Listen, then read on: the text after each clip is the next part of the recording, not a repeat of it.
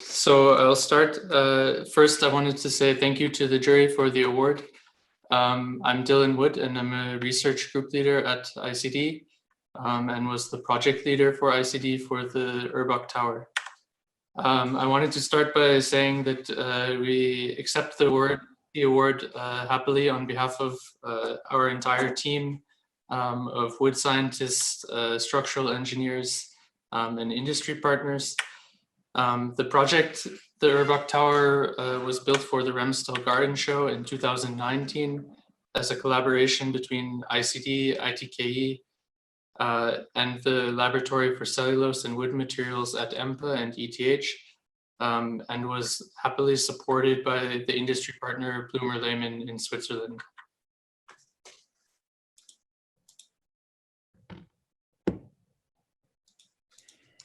Just a second, is the screen okay?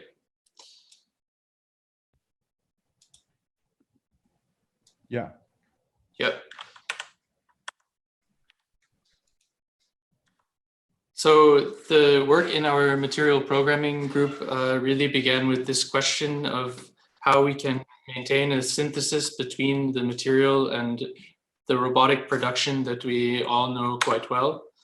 So typically, this is the type of situation that we mean when we say that there is a synthesis here, in which the large industrial robot is much not only larger, but sort of overpowering the material, and the material in the end plays a relatively static role. This usually means that we use highly engineered materials, and then we post-process them into geometries that we impose on them through external force. And our concept is that through using computation and new methods of simulation, we can actually embed the shaping process into the material itself. And this is a process that can work not only for medical devices or kites, but for actual building scale components. The pine cone is probably the best example of this type of hard-coded material programming, in which the internal structure contains hygroscopically active cells, which allow it to open up when it falls off of the tree and dries. And the process doesn't require any energy because it is hard-coded into the material and the cell structure, which means that it can happen thousands of times with many, many pine cones. And it also does not require any living energy like photosynthesis. A similar material property can be found in wood, and we probably all know it quite well, that wood expands and cracks when we cut down the tree and it dries out. It's something that in carpentry is well known, but not necessarily predictable. In mainstream timber construction, we tend to try to prevent this, and we go to great odds to prevent this, but it often then results in straight panels and regular geometries. But as we know, and as Sajay also kindly pointed out already, that curvature and geometry play an essential role in producing structural efficiency in our structures and buildings. And this usually comes at a huge expense in terms of how we actually produce that curvature, which involve brute force processes and many, many hours of machining and formwork. For timber, it usually looks something like this, and it's incredibly expensive as well. So the process that we invented with our colleagues at ETH and EMPA is a process in which we take the wood when it is wet and from the tree and put it into a bilayer structure, which you see on the top. And then as the boards dry out to equalize with the air, the shape emerges directly from the material arrangement.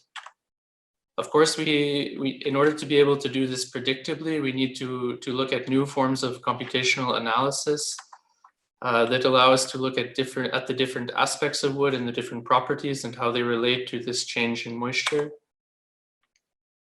And using those types of tools as designers, we can interface with those tools in order to figure out the arrangements that we need in order to produce a certain type of curvature. So if we go back quickly to the building, this is what Urbach looks like, Urbach and Schondorf.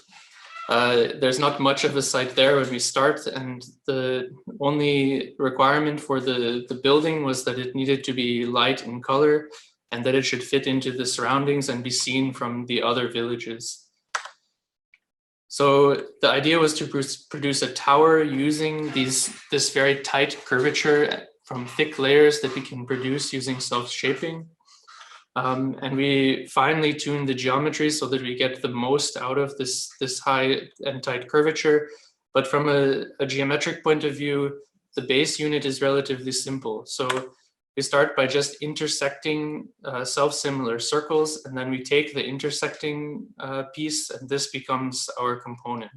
So while they're all unique in their edges and their connections, they're cut from something with the same curvature. From a structural design point of view, to utilize something like this, we have to analyze not just the global structure and the overarching loads, but also the internal structure of the CLT.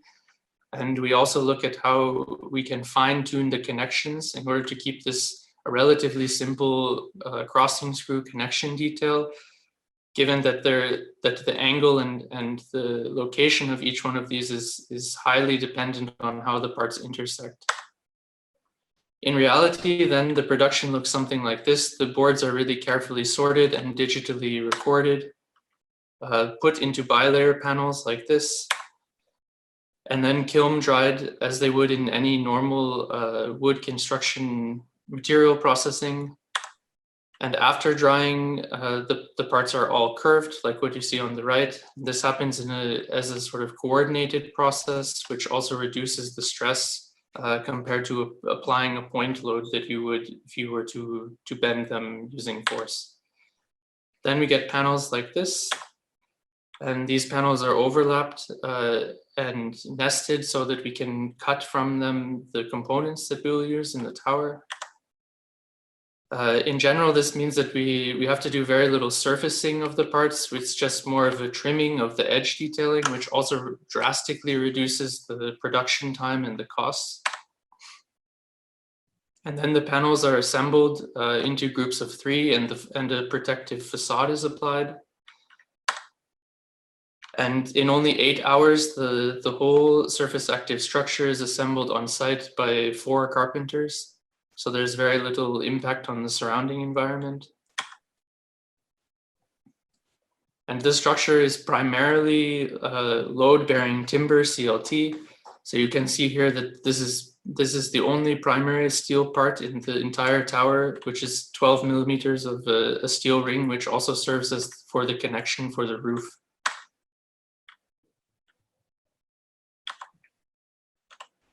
And the result is the landmark that Urbach wanted, which on the outside has a double curved geometry, but is still comprised of single curved parts. The structural shell is only 90 millimeters thick, despite the 14-meter tall height. And on the exterior, you get these very sharp lines, which are created by the intersection of the curvature. And on the interior, you get a completely different space, which is more of a pillow or textile-like experience. And the structure itself creates a sort of framing of the landscape. So it puts, by blocking the view out, it also puts the landscape and the sky on a heightened view. And despite the structural nature or sculptural nature of the project, it remains highly tactile and engaging and friendly to the visitors. And even in the post-corona times, it remains somehow still open and has proven to be a relatively attractive place for both people in the village that come in groups or by themselves, but also for architectural enthusiasts.